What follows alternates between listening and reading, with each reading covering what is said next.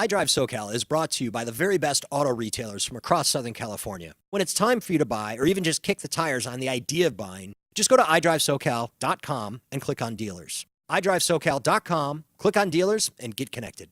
Now, on with the podcast.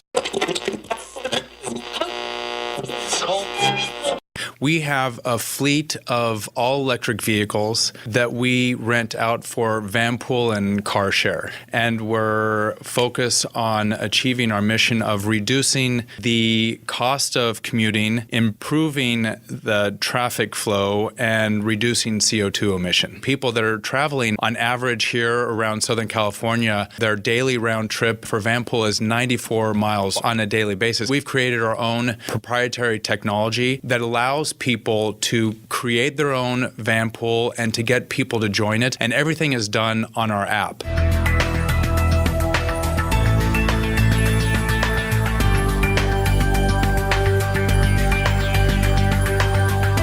Welcome to iDriveSoCal, the podcast all about mobility from the automotive capital of the United States, Southern California. I'm your host, Tom Smith, and joining me today is Bart Seidels. Bart is a director of corporate and business development for a startup company called Green Commuter here in Los Angeles. Green Commuter works out of the LA Clean Tech Incubator, LACI, as they like to say. Bart, thank you so much for joining me today. Absolutely, Tom. Pleasure to be here. So high level, tell me about Green Commuter. Green Commuter, we are, as you said, we're a startup company here at LACI. We have a fleet of all-electric vehicles that we rent out for van pool and car share. And we're actually a B Corp, and we're focused on achieving our mission of reducing the cost of commuting, improving the traffic flow, and reducing CO2 emission. So I'm driving on the highway. And I think, and I'm from Chicago, so let me preface that. And maybe it was in the Midwest, and I've spent time in other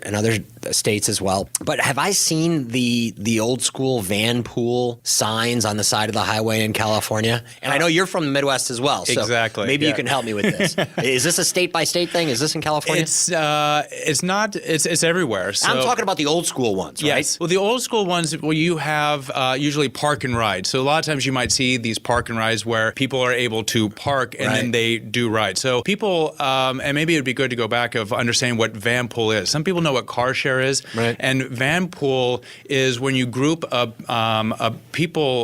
group of people together, which is usually more than 4 or 5. Actually, for kind of the federal subsidies, which came through the Clean Air Act, it has to have a minimum of 5, and you have to have a vehicle that has a minimum of 7 seats. And therefore, right now, because we want to remain all electric, the only all electric vehicle that is 7 seats is the Tesla Model X. And that's kind of a fun thing about what we do here at Green Commuters, and the fact that it's a Tesla Model X for people that are traveling on average here around Southern California, their daily round trip for van pool is 94 miles round trip on a daily basis. That's a long way to travel, and we can get them into an electric vehicle. It obviously helps improve the emissions by putting into a zero emission vehicle, and hopefully not only converting people from current van pools, but creating new ones. We've created our own proprietary technology that allows people to create their own van pool and to get people to join it, and everything is done on our app. And that's one of the benefits that we have over the legacy van pool companies, where there might be kind of paperwork to keep track of who was on, how far they traveled to get these subsidies. So it's very exciting in this kind of new disruptive mobility space.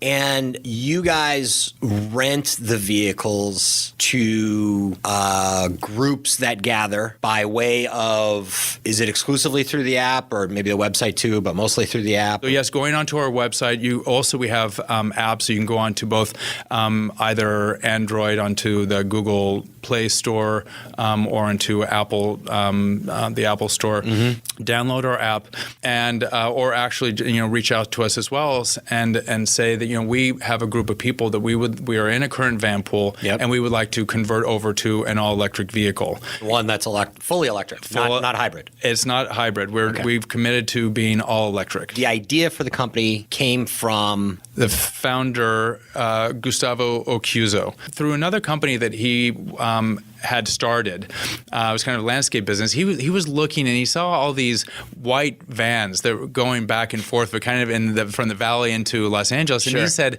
there must be a way of updating these terrible gas guzzling vehicles. Right. So he really he started Green Commuter about 3 years ago, and his first hire was actually a grant writer, because he knows that, especially here in California, there's a lot of funds that are available to help supplement and to support the idea of greening transportation. Right. And so lessening the carbon footprint overall, however you do that. Exactly. Okay. And so jumping forward a few years is that this in March of 2017, Green Commuter launched the first all-electric van pool in the United States. So March of 2017, you guys just started. Let's say that was kind of the real thrust of the whole business model. It was a lot of years, a couple years. A lot leading up to it. But a lot leading up to it. You can imagine insurance. Sure. Because our business model is being able to get full utilization of a vehicle. And so what we do is we have the vehicle available for van pool in the morning and then for the return in the late afternoon. But during the day periods, we open the vehicle up through our app repurpose it for people that want to rent it for car share during the business day and again at night. There's an interesting stat. Like, I think we use our cars typically 4 or 5%. I mean, it's brilliant. It makes a lot of sense. But it sounds like there could be a lot that could go wrong, right? Somebody gets a flat tire, they get in an accident, they whatever, and then all of a sudden we're dealing with a lot of schedules being impacted. How do you guys address that? You don't got to go too deep, but I'm just curious. No, it's a very good question, and we want to make sure that those concerns are addressed. So because we are using Tesla Model X right now, we have a good understanding, and we know everything about, let's say, what the battery charge is. We know the location of the vehicle, and we are in communication with anybody that might be in the vehicle to know if they aren't getting back to the place where they're supposed to be, let's say point A, sure. That we geo-fence that. And so we're making sure we're communicating to them like you should be there in 30 minutes to give sure. a buffer. But we also have things that we know, like extra vehicles that we were able to deploy within a short period of time to make sure that we can replace a vehicle if needed. Or in a very worst case scenario, we would get some kind of, let's say, an Uber or Lyft to ensure that people are always able to get to where they're supposed to be. And are you just operating in Southern California at the moment? Currently, our focus is in Southern California. Green Commuter does have operations in Chattanooga, Tennessee.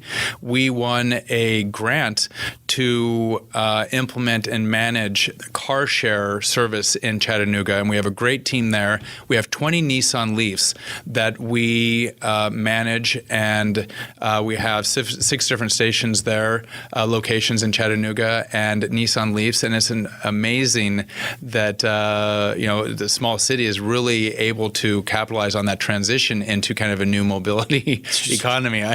I know, who would have you thought? See the expression on my face, Chattanooga, Tennessee. It's like, exactly. All right, yeah, that's a technology startup hub. How did you guys wind up there?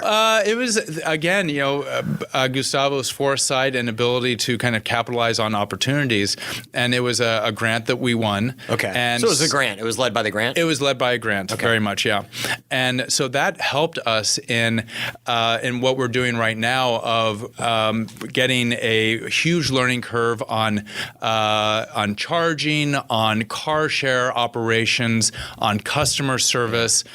We are hands-on. We've got a fantastic team there that manages all that, and we're in very close relationship on a daily basis. And so that has been a great platform for us to be able to springboard into growing our bigger business here in the Los Angeles area. And Chattanooga, we have what in the LA DMA we're looking at, and you look at the numbers lots of different ways, but say 10 million people, yeah, ish, right? Yeah. Chattanooga, what? Well, Chattanooga, I give them a lot of credit in Tennessee of being very forward thinking. Okay. And so Chattanooga, they've got a Volkswagen manufacturing plant there. So I mean, they are really at the forefront of where I think a lot of other cities want to be. Okay. And so they just saw the opportunity of having electric car share operations there, and we were fortunate to be the winners of it.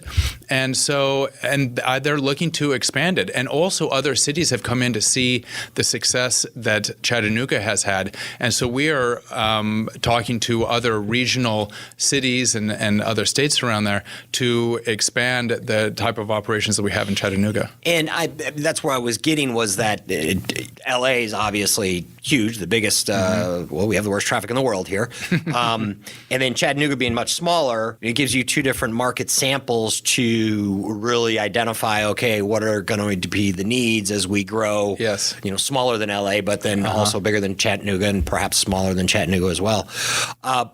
Lots of issues with the overall model. I would assume that here in LA, the charging stations, the infrastructure is there for it, right? It's not too difficult to find a place to charge. It's not too difficult, but that is still probably one of the hurdles, especially in somebody looking to get into an EV. And for us, we looked at this as being a potential hurdle in getting our vehicles charged. So actually, Gustavo, again, and with a bit of foresight, he went out and he did a deal. And we have so Gustavo went out, he had foresight, and he bought a bunch of electric charging units, EVSEs. Really? And so what we have done is we actually help municipalities. We've done this in Palmdale and Lancaster as examples of helping them put charging units into their parking rides. So car share currently just in Chattanooga, van pool and car share in Southern California. Correct. And how many vehicles do you have on the roads? How many van pools do you have on the roads in Southern California right now? Right now, as a startup company, we have 3. We will be expanding that to 5 in the next couple of weeks, and hopefully expanding that to 10 by the end of the first quarter. Okay. And then after by mid of this year, we hope to get that up to about 30 to 45 because we are looking to maybe have some grants to put in place some additional vehicles. And so, how many car shares? Car shares, we have the 20 Nissan Leafs. We have one Nissan Leaf here. And so everything is just kind of growing from so you have that. one Nissan Leaf here and 19 in Chattanooga? 20 in Chattanooga. 20 in Chattanooga. Yeah. Okay. So I guess your competition is going to be, is there anybody that's direct competition, or is it kind of like you have the van share side of the competition and you have the van pool side of the competition and the car share side of the competition? It's a great question. So our competition, let's start with van pool. Mm-hmm. So there's one competitor and it's a pure monopoly. It's Enterprise. Enterprise bought another company in 2016 called V-Ride. So they became a monopoly and throughout the United States. And so what they do is they have those, Ecoline large white vans that are the gasoline guzzling vehicles that are bringing people from the park and rides into their place of work. And so that is our really sole competition right now. There's nobody else that is providing an all-electric solution because it does have its challenges, but we've been able to work around that, and we have a great solution. We've invested a lot into the technology, which is why there was that kind of that time period until we could really launch, because we needed to put everything in place. Sure. The insurance, the relationships between us and the drivers or the company, and the technology. And then on the car share side, Zipcar obviously is a industry leader. Mm-hmm. But you also have, in addition, there's some other car share organizations. You have some of the OEMs that have started their own, and then you have the competition of, I guess, the ride-hailing, the TNCs, the Uber and Lyfts. So, but we don't see Uber and Lyft as competitors. We actually see them as potential partners because they have a fantastic business model. They don't own the asset, which we actually own the asset, and the asset being the vehicle. Sure. And for us, that's been kind of a big hurdle, is because that takes money. to get that asset onto your balance sheet. Uber and Lyft don't have that. And looking to partner with them is we are able to say, look, we have the vehicle, and you have drivers that might need vehicles, and especially to expand your offering into electric vehicles. This is a way of doing it. Have you guys raised? I know we're talking here at LACI, the LA Clean Tech Incubator, but have you guys? You mentioned a credit line, right? Mm-hmm. Through New Resource Bank. Have you raised? We have, yes, we have raised funds through notes as a startup company. We are doing it through a convertible note, and we are continuing to raise money. So yes, we have a handful of investors that have been very supportive in our mission, and as most, that's the challenge of a lot of companies is funding. So money's important. Money is important, and we're looking for partners. Obviously, need to be careful what money's one says. Important, and the store's open. Exactly. LACI has been a fantastic partner for us. How much have you guys raised? You want to disclose that? We have raised $850,000. Okay. And this is in a current round. We raised in a first note $375,000. We have an objective to raise $1.5 million. And what does the future look like? 3 years, 5 years, 10 years? Exit? Growth? I think the growth is unlimited. Let's say unlimited in terms of, when we're talking about just tens of cars right now. I mean, the market, we believe, just in Southern California clearly is 3,000, because there are 3,000 organized van pools right now. Yep. We believe that is the majority of those run by enterprise? Almost, I would say 99%. Almost exclusively. Yeah. Oh, okay. I mean, there might be some other van pools that might be privately run, but for the most part, enterprise is providing the vehicle because, again, a vehicle is a terrible asset. Sure. And so unless you're getting a full utilization of it, you're not really getting the full value of it. So yes, enterprise is the main provider of those. So we see that is a place that we can, we call it low-hanging fruit of just converting those current ones.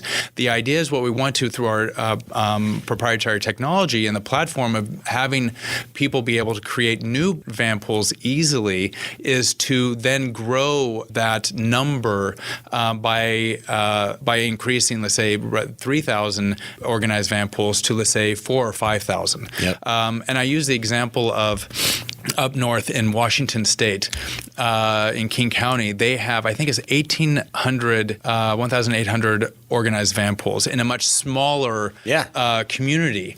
And so if you look at it proportionally wise, LA and Southern California should have much more. And these are just two communities. Obviously, you have the Bay Area, you have your kind of hometown around Chicago, sure. Exactly, and metropolitan areas, Atlanta and New York. Mm-hmm. We've remained committed and dedicated to all electric. EV. Yeah, so we're keeping an eye out what other OEMs are offering, and so as soon as we do have that, we will want to include those because that just helps in our pricing offering. Now, why in you said Seattle, right? Outside of Seattle, yeah. Outside of Seattle, we have 1,800 as opposed to 3,000 here. I know. I mean, those numbers don't add up. Well, it's just because they. Why is it so popular there? I think that how has it become so popular? I think that education is a big part of informing people about the options. I think that it's also driven by, let's say, Amazon is a big part of that. So companies that are very forward-thinking and supportive of how their employees are commuting. Okay. And we see that here in Los Angeles. I mean, clearly, 3,000 is not an insignificant number. But we think that there's potential for that to grow a lot more than what it is right now. Okay. So, yeah, we're very bullish. All right. Bart Seidels, thank you so much for joining me. The company is Green Commuter, car sharing and van pools. The money raising and equity store is open for business with Green Commuter. They're working out of here in the LACI headquarters, the LA Clean Tech Incubator. Bart, thank you so much for joining me. Very much appreciated. Best of luck to you guys in your endeavors and helping to make the world a more green place and helping to alleviate congestion in traffic here in Los Angeles. I'm Tom Smith. This is iDriveSoCal. As always, thank you for listening, and until next time.